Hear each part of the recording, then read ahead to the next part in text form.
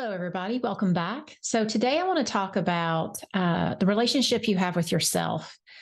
I find that when I've been working with people as long as I have on weight loss, the key part that has to change for most people in order to be able to not only lose their weight, but be able to keep it off for good is that relationship with you has to change. I really believe that for me, when I lost my 100 pounds, it wasn't because of the things I did. Now, I teach a lot of like steps to lose weight, the 4 basics of losing weight and stuff. But at the end of the day, what really got me to lose weight was this ability to be able to sit and think about, how do I talk to myself? I tell this story a lot, but I think it's important to repeat it. When I was losing weight, there were so many pivotal times that I would sit there and think something nasty to myself, or I would think something hopeless. Like the most probably important one that I really can remember that not only was pivotal in me being able to lose the 100 pounds, but it was that moment where I realized, oh, we're doing something different here. This is what you keep doing that's working. So I've been losing weight for a little bit. I had started off at somewhere over 250 pounds, and I got to hovering over 200. And if you have ever been over 200 pounds, you know this term. You just want to get into Wonderland. I mean, you might as well be going to the Disney World. So for a few weeks, I was doing all the things, y'all. I was working out more than I ever had. Now, I don't teach exercise as a fundamental for weight loss, but when I was losing weight, I had a dream that there was going to be a day that I was an athlete because I'd never played sports a day in my life. My brother was the athlete, and I just wanted to try. And so I had been learning how to be a triathlete. I was walk running. My first 5K that I trained for during my triathlon days were I walk ran in 53 minutes. So if you're a runner, you're going to be like, yeah, that's not super fast. I can walk a 5K faster now. But let me just tell you, it was in July. I was still in the about 220s. I was wearing a black top with long black pants because I didn't want nobody to see my body. It is a wonder my ass didn't die in the heat, but I did it. I was going to the Y every day and learning how to swim. Seriously, I was the girl at the pool with a swimming manual in a big Ziploc bag so that it wouldn't get wet, reading how to swim so that I could teach myself how to do it. And then I was also the girl that was showing up for cycling 101 at this dude's house. I'd never been on a bike. And the first time they were trying to show me how to clip in, I fell straight on the ground. I remember going to ride after ride. They would have a beginner ride, and I was really slow. God bless this group from Hermitage, Tennessee. I don't even remember their names, but if any of them ever listen to this podcast, maybe you'll know who you are. But they were the most patient human beings that ever was. We'd go out, we'd get on these busy roads. I don't even know why I didn't have an anxiety attack or a heart attack doing this. But I'd go out there and I would be in the back, and then I'd get lost from the pack. And they would get to the stop, and every single person would wait for me so I could arrive. I could drink my water. I could take my break, and then we would all go back out again. So trust me when I tell you, there was this point where I was hovering above 200, and I was like, what else can I fucking do to lose weight? I am working out more than I ever have. I am eating better than I ever have. Seriously. I was so different than I'd ever been in my life. And in my diet brain, it made no sense as to why for about 6 weeks, I could not break 200. My body was like, no, we're not doing shit. And I promise all of you, it was not a lack of effort on thy part.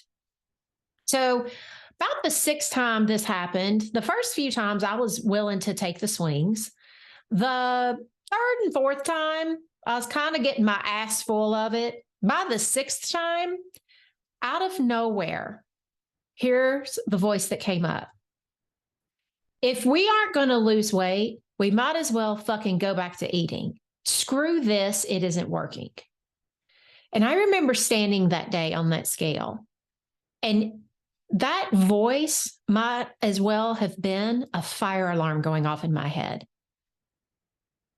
I remember thinking, no, that is what you've always thought. That is what old Corinne always thought. If old Corinne didn't get what she wanted on the scale, she threw away all the good work that she was doing. And I remember telling myself in the moment, if you start eating over this, you will gain weight. If you ever want this scale to move again, you just have to keep going and trust that it's going to happen. Like something in me made sense of like, okay, I can be pissed, I can be angry, I can be frustrated and stuff, but that's not a good reason to quit this time. That just all of that anger, all of that frustration, all of that being pissed only means that you want something and it's not happening yet. And that was huge for me. That I think was one of the major turning points into how I talk to myself. And I share this story with you because I can tell you all day long what I did to lose weight, the actual things, food concoctions, what I did and didn't do at a restaurant, my exercise routines, like most trainers, like most weight loss programs, all day long, they will tell you what to do. But the problem is that if you don't know what to tell yourself to keep going, to never give up, to offset the negative thinking that's naturally going to come along for the ride, if you don't start learning those pieces, you will quit. It's just like me that day. One of the things that was so different for me when I was losing weight this time was as I was, like leveling up with, like a leveling up is what I teach, which is where you simply just every day you try to do a little bit different or a little bit better than the day before. So, for example, my early level ups was I knew I was an overeater. I have always ate past full. When I was growing up, I remember thousands of times my mother saying, eat all you can because I don't know when the next meal's coming. We were broke. Eating way past full meant you're saving your life. It meant avoiding starvation. It meant staying out of danger. So as an adult, even when there was no food insecurity for me, to me, my body always felt very cared for, very comfortable, and had an ability to relax when I overate. Sometimes it wasn't even really emotional. It was just, this is just what I do. That's the only way that my body cannot think, oh, we don't know when the next meal's coming. We should panic. We should send the alarm. So one of the things that I was doing, one of my first level ups, was I allowed myself to overeat. I just changed the quality of foods I overate with. So if I knew that I was going to need to eat and feel that sense of fullness in the beginning, my first level up was then add a lot of vegetables to your meals. I used to make pasta, like spaghetti and meat sauce and pasta. And I would want to eat until full.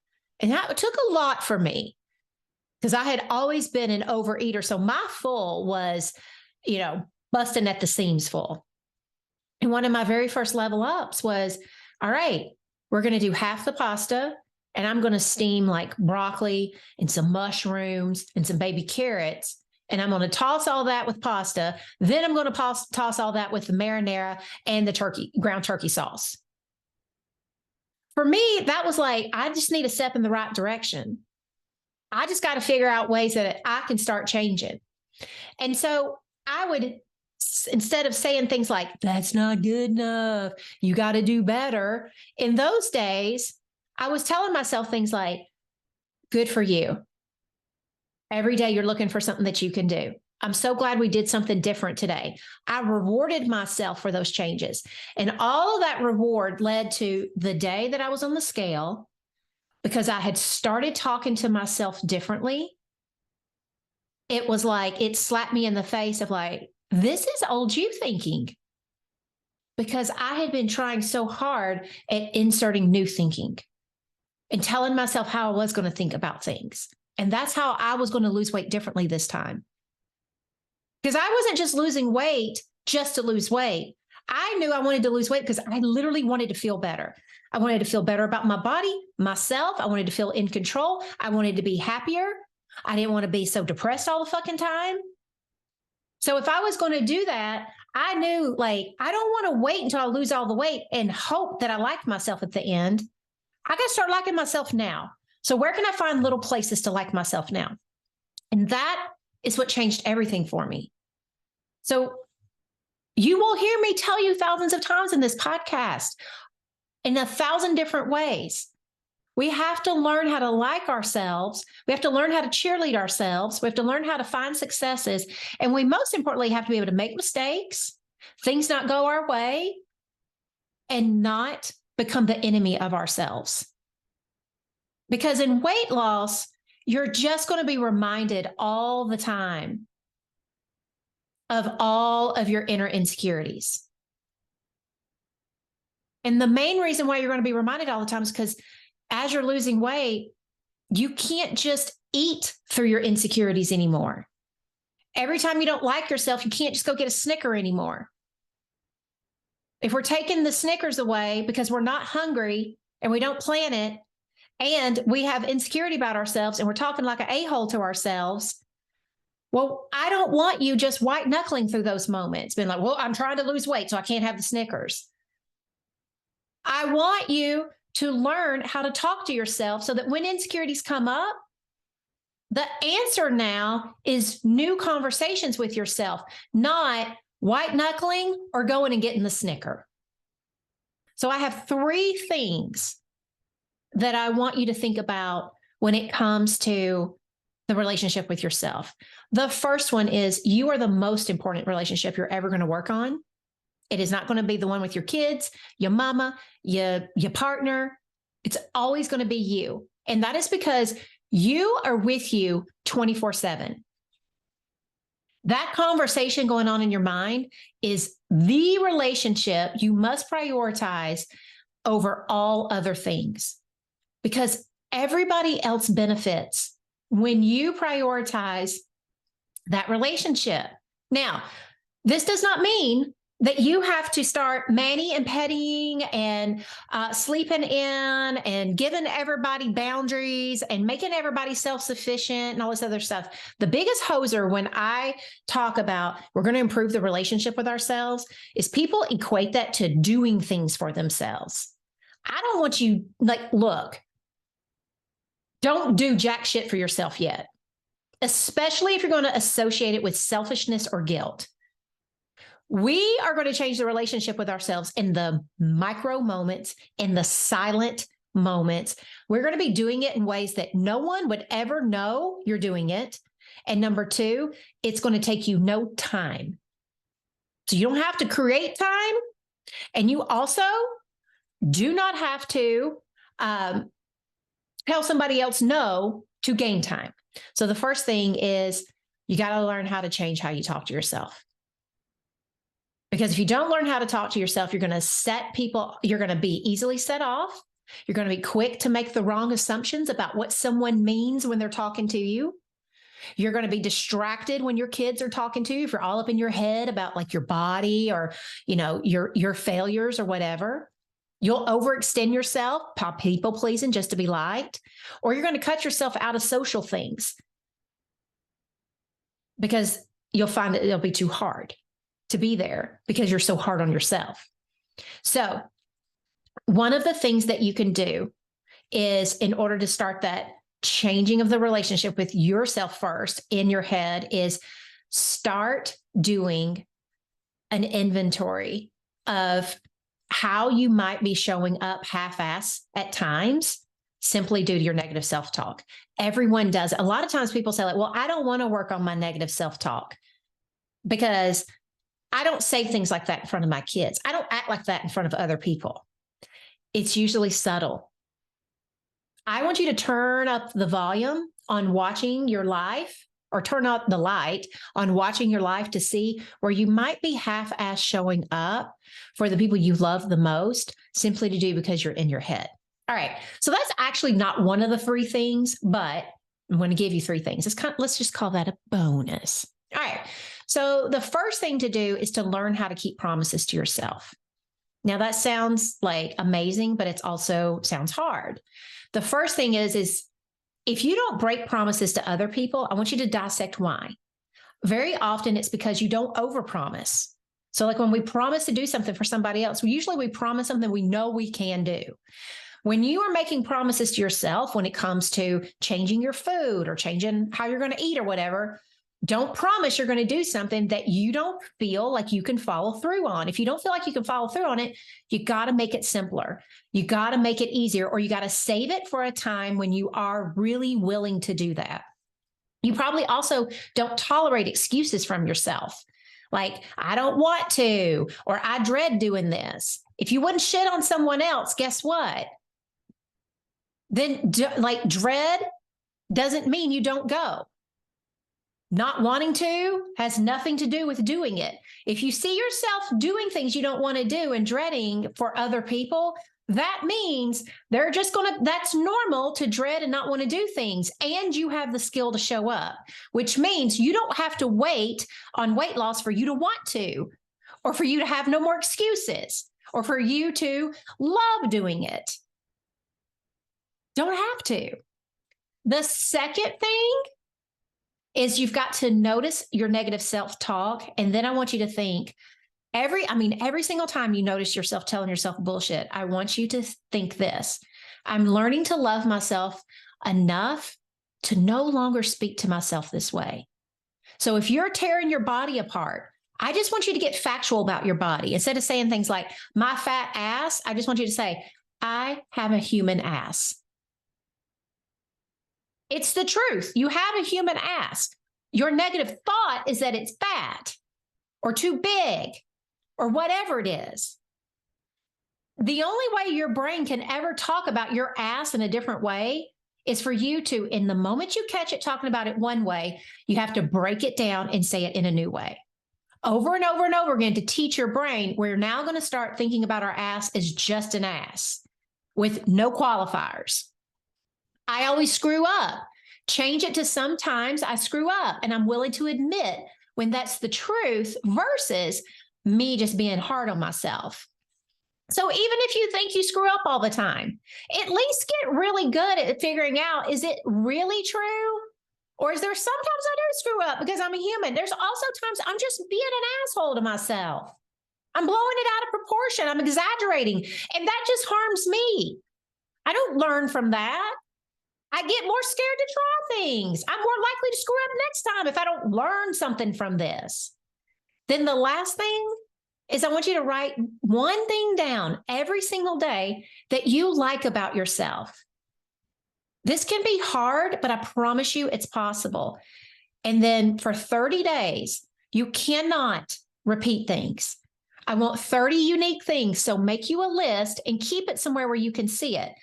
Some of the things can be big, some of them can be small, but they have to feel half-assed genuine.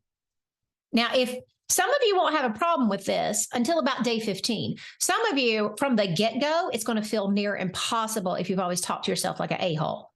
So think big and small. And here's some examples. Like today, I'm just having one of those days where I don't particularly like myself. I woke up and I'm just hard on myself. It's like my brain is just begging to not like me. And I wrote down today, the one thing I like about me is I have wicked lipstick choices. Like I know how to do lipstick. That was my thing. Sometimes I write down things like, I like how I responded to my husband when he smiled at me. Rather than brushing it off, I smiled back. I like How even in my darkest moments, I'm still trying to be there for myself. Very often I write that, like, even when I'm really depressed, I like that I'm the kind of person who acknowledges that. I like that I'm the kind of person who knows that they deserve better, even when they don't feel like it. So please, for the love of you and me, start talking better to yourself. Start liking yourself. If you really want to lose weight for the last time, you must work on you more than what you're working on when it comes to researching, Googling, and Pinteresting latest fad diets, what you should and shouldn't eat, and all that other shenanigan. None of it works until the relationship with you works. Y'all have a good week, and I'll talk to you next time.